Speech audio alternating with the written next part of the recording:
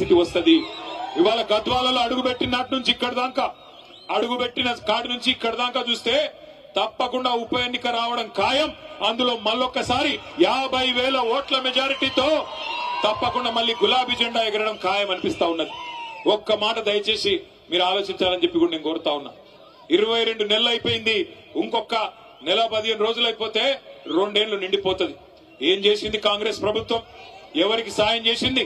ఇక్కడికి వస్తుంటే ఎమ్మెల్యే ఆలంపూర్ తమ్ముడు విజయుడు చెప్తా ఉన్నాడు, అన్నా మళ్ళీ లో వోల్టేజ్ సమస్య వచ్చింది, మళ్ళా మోటార్లు కాలుతా ఉన్నాయి, మళ్ళా రైతులు గోసపడతా ఉన్నారు, బాధపడతా ఉన్నారన్నా అని చెప్తా ఉన్నాడు.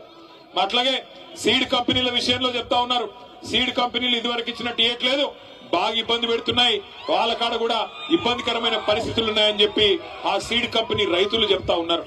తమ్ముడు మన కొంత పోరాటం కూడా చేసినాడు సీడ్ కంపెనీల మీద. ఒక్కటంటే ఒక్కటి సంక్షేమ పథకం గాని, ఒక్కటంటే ఒక్కటి అభివృద్ధి పథకం గాని ఇవాళ దొరికే పరిస్థితి లేదు. ఏమన్నంటే ముఖ్యమంత్రి ఒక్కటే నేర్చుకున్నాడు, పచ్చి అబద్దాలు చెప్పడం, ఆ అబద్దాల మీదనే 2 ఏళ్లు టైం పాస్ చేయడం. మీరు గమనించండి, కరోనా వచ్చింది కేసీఆర్ గారు ముఖ్యమంత్రిగా ఉన్నప్పుడు. కరోనా వస్తే మనం ఎవరం కూడా అనుకోవాల జీవితంలో ఇట్లాంటి ఒక రోజు వస్తుందని. మూతికి బట్టగట్టుకొని ఎవరింట్లో వాళ్ళే గొల్లెం పెట్టుకుని ఇంట్లో కూర్చున్నాం. ₹1 లావాదేవీలు లేవు, వ్యాపారాలు జరగలేదు. మనిషి బయటికే పోకపోతే వ్యాపారం ఎక్కడి నుంచి అవుతుంది? ప్రభుత్వానికి ఆదాయం 0 అయింది.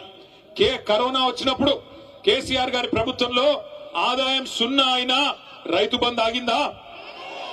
రైతు బంధు ఆగిందా? కళ్యాణ లక్ష్మి ఆగిందా? పెద్ద మనుషులకు పెన్షన్ లాగినాయా? కేసీఆర్ కిట్ లాగినాయా? బతుకమ్మ చీరలాగినాయా? ఏవి ఆగలేదు.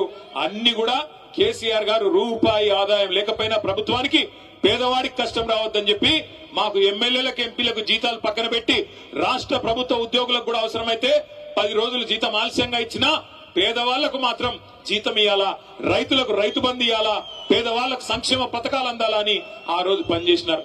కానీ ఇవాళ ముఖ్యమంత్రి గారు బంగారు పల్లెంలో పెట్టి తెలంగాణ రాష్ట్రాన్ని తలసరి ఆదాయంలో భారతదేశంలో నెంబర్ 1 గా చేసి అప్పచెప్తే ఈయన అంటాడు తెల్లారు లేస్తే అప్పుల పాలైపోయింది తెలంగాణ, ఎయిడ్స్ రోగి అయిపోయింది తెలంగాణ, క్యాన్సర్ రోగం వచ్చింది తెలంగాణకు అని ముఖ్యమంత్రి మాట్లాడుతూ ఉన్నాడు. నేను ఒక్క మాట అడుగుతా ఉన్నా మిమ్మల్ని అందరినీ, ఇప్పుడు ఈ మైదానంలో తేరు మైదానంలో అప్పు లేని మనిషి ఎవడన్నా ఉన్నాడా?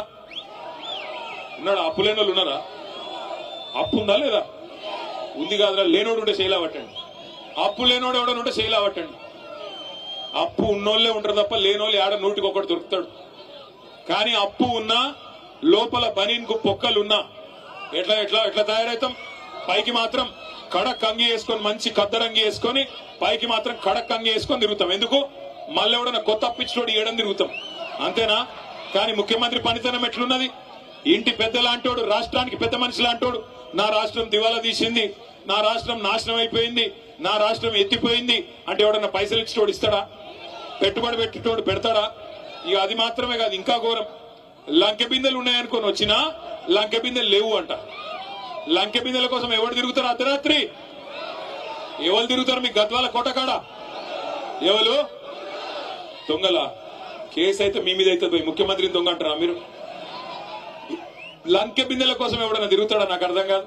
అవి ఉంటాయనుకొని సెక్రటేరియట్కి వచ్చినాడంటే ఈ మనిషి. అదొక్కటే కాదు, నేను ఢిల్లీ పోతే నాకు అపాయింట్మెంట్లు ఇస్తలేరు, ఎందుకంటే చెప్పులు ఎత్తుకపోతాడేమో అని భయంతో అపాయింట్మెంట్లు ఇస్తలేరంట. ఇక గిసంటోడు మన కర్మ, మన ముఖ్యమంత్రి అయిండు. అందుకే నేను చెప్తా ఉన్నా, కాంగ్రెస్ వాళ్ళు నోటికొచ్చిన మాటలు చెప్పి అరిచేతిలో స్వర్గం చూపెట్టి మీకు ఇష్టం వచ్చిన వేలం పాటలాగా ఆయన 2 ఇస్తే నేను 4 ఇస్తా అని చెప్పి డైలాగులు కొట్టి ఓట్లు దండుకున్నారు. ఇవాళ అవతల పడ్డారు. మరి మీ ఎమ్మెల్యేకి ఏం నచ్చిందో పోయి వాళ్ళతో పాటు ఆ దొంగల ముఠాలో చేరిపోయినాడు.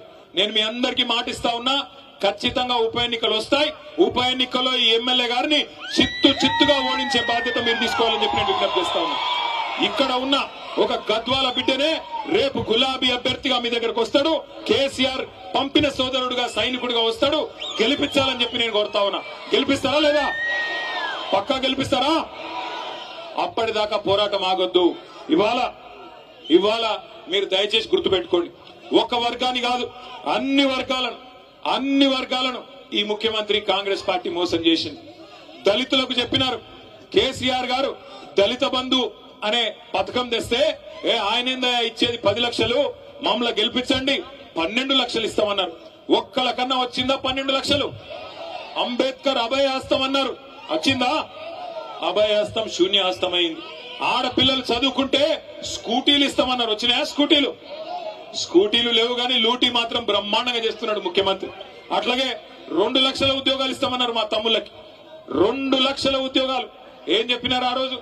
2 ఉద్యోగాలు ఊడగొట్టండి, 2 ఉద్యోగాలు ఊడగొట్టండి, కేసీఆర్ది కేటీఆర్ది, మేము మీకు 2 లక్షల ఉద్యోగాలు మొదటి సంవత్సరంలోనే ఇస్తామన్నారు.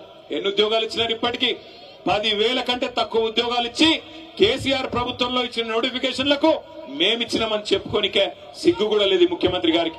ఎవడన్నా మందికి పుట్టిన బిడ్డలు మా బిడ్డలు అని చెప్పుకుంటాడా? గట్లున్నది కాంగ్రెస్ ప్రభుత్వం. అట్లాగే నిన్న మొన్న మీరు చూసినారు, ఇవాళ నేను ఇక్కడికి వస్తుంటే ఒక తమ్ముడు అలంపూర్ కాడ బండి మీదకి వెళ్ళి అరుస్తున్నాడు గట్టిగా, గణపతి బప్ప మోరియా కావాలయ్యా యూరియా అంటున్నాడు. గణపతి బప్ప మోరియా కావాలయ్యా యూరియా. ఎటువంటి దినం వచ్చిందంటే యూరియా కూడా బుక్కుతున్నారు కాంగ్రెస్ వాళ్ళు, దొంగనాయాలు. యూరియా కూడా అమ్ముకుంటున్నారు బ్లాక్ మార్కెట్ లో. అడ్డంగా దొబ్బుకొని పోయి రైతులకు ఇవ్వకుండా రైతులనేమో 4-5 రోజులు అక్కడ వానలో ఎండబెట్టి వానలో తడిచేటట్టు చేసి అది కూడా బ్లాక్ మార్కెట్ లో అమ్ముకుంటున్న దుర్మార్గులు. రైతుల యూరియా అమ్ముకుంటున్నారు, పిల్లల గ్రూప్ 1 ఉద్యోగాలు కూడా అమ్ముకున్నారు. గ్రూప్ 1 లో కుంభకోణం జరిగిందని గ్రూప్ 1 పరీక్షల్లో 563 ఉద్యోగాలుంటే వాటిని కూడా అమ్ముకున్నారని చెప్పి మన ఆర్ఎస్ ప్రవీణ్ కుమార్ గారు పోతే పిల్లల దగ్గరికి వాళ్ళు చెప్తా ఉన్నారు. ఒక్కొక్క ఉద్యోగం డిప్యూటీ కలెక్టర్ ఉద్యోగం 3 కోట్ల రూపాయలకు అమ్ముకొని మొత్తం 563 ఉద్యోగాలంటే దగ్గర 1700 కోట్ల రూపాయలు ఇలా దండుకున్నారు కాంగ్రెస్ నాయకులు. పిల్లల ఉద్యోగాలు అమ్ముకుంటారు, రైతుల యూరియా అమ్ముకుంటారు, నమ్ముకున్న ప్రజల్ని ఇలా నట్టేట ముంచి ఆఖరికి మా బీసీ సోదరులు 42% రిజర్వేషన్ ఇస్తామన్నారు. 42% రిజర్వేషన్ ఇస్తాం, అది కూడా చదువులో, ఉద్యోగాల్లో, గవర్నమెంట్ కాంట్రాక్టుల్లో, అదేవిధంగా రాజకీయ పదవుల్లో అన్నిట్లో ఇస్తామని చెప్పినారు.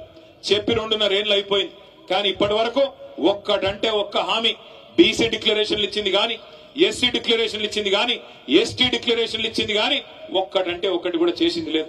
మీరు గట్టిగా అడిగినారనుకో గద్వాలోళ్ళు గాని ఎక్కడోళ్ళు గాని ముఖ్యమంత్రి ఒకటే చెప్తాడు, ఏం మంచిగా లేదా నీకు, గుడ్లు వీకి గోటీలాడతా, పేగులు తీసి మెడలేసుకుంటా, ఈ డైలాగులు తప్ప ఇప్పటిదాకా 2 ఏళ్లలో పీకింది అయితే ఏమీ లేదు. ఒక్క పని, ఒక్కటంటే ఒక్క పని జరిగిందా? ముసలోళ్ళకి 4,000 పెన్షన్ అన్నావు ఇచ్చినావా? రైతులకు 15,000 రైతు బంధు అన్నావు ఇచ్చినావా? ఆడబిడ్డలకు 2,500 అన్నావు ఇచ్చినావా? 2 లక్షల ఉద్యోగాలు అన్నావు ఇచ్చినావా? 12 లక్షల అంబేద్కర్ అభయహస్తం అన్నావు ఇచ్చినావా?